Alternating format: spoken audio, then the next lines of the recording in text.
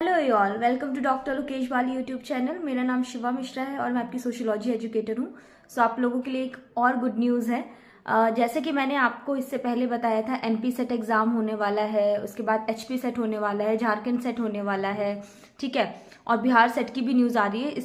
इसी लाइन में एक और हमारा आंध्र प्रदेश सेट का जो एग्ज़ाम है वो भी आ चुका है। मार्च 2029 मार्च में हमारा ये एग्ज़ाम होने वाला है। सो तैयार हो जाओ आप लोग। इस बार आप लोगों के पास बहुत अच्छी और बहुत सारी अपॉर्चुनिटीज हैं असिस्टेंट प्रोफेसर बनने के लिए। आप लोगों का जिसका इस बार नेट क्लियर हुआ उनके लिए तो बहुत अच्छा, जिनका नेट नहीं क्लियर हुआ है आप लोगों के पास एक और मौका है सेट क्लियर करने का। और सेट कंपैरेटिवली नेट से इजी होता है, ठीक है। आप अगर सेट क्लियर कर लेते, नेट क्लियर हो जाता है तो अच्छा है, बट सेट क्लियर हो जाता है तो आप लोग जो भी असिस्टेंट, क्योंकि अगर सेट के एग्जाम हो रहे हैं मतलब इसके बाद असिस्टेंट प्रोफेसर की वैकेंसी आएंगी ही आएंगी। एमपी मध्य प्रदेश में तो नोटिफिकेशन भी आ चुका है, ठीक है। बाकी स्टेट्स में भी सेट के एग्जाम हो रहे हैं मतलब वैकेंसीज आएंगी। झारखंड में तो बहुत सालों से, लगभग 25 सालों से वैकेंसीज नहीं आई, तो उसमें तो बहुत सारी वैकेंसीज आई है। तो जो आसपास के जो स्टेट्स के स्टूडेंट्स हैं वो भी भर सकते हैं। और आंध्र प्रदेश में अभी आया है, फेब में शायद फॉर्म्स भरे जाएंगे। हम डिटेल नोटिफिकेशन की बात करेंगे। झारखंड है, उसके बाद एमपी सेट है, एचपी सेट की अभी मैंने आप लोगों को बताया था जनवरी लास्ट उसकी लास्ट डेट है फॉर्म फिल करने की। बिहार सेट की भी न्यूज़ चल रही है।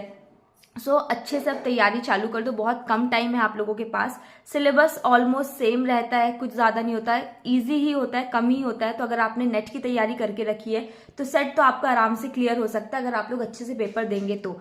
जो इसका पेपर का पैटर्न होता है ऑलमोस्ट सेम होता है, पेपर 1 पेपर 2 ये होता है, ठीक है। इस बार जो आंध्र प्रदेश का जो सेट एग्जाम है वो सीबीटी कंप्यूटर बेस्ड मोड में हो रहा है, वरना यूजुअली जो सेट के एग्जाम होते हैं वो हमारे पेन पेपर में होते हैं और हमारे शीट्स के पे होते हैं।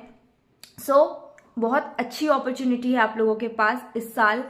जल्दी से सेट का एग्जाम क्लियर कीजिए और जल्दी से असिस्टेंट प्रोफेसर की तैयारी चालू कर दीजिए, ठीक है।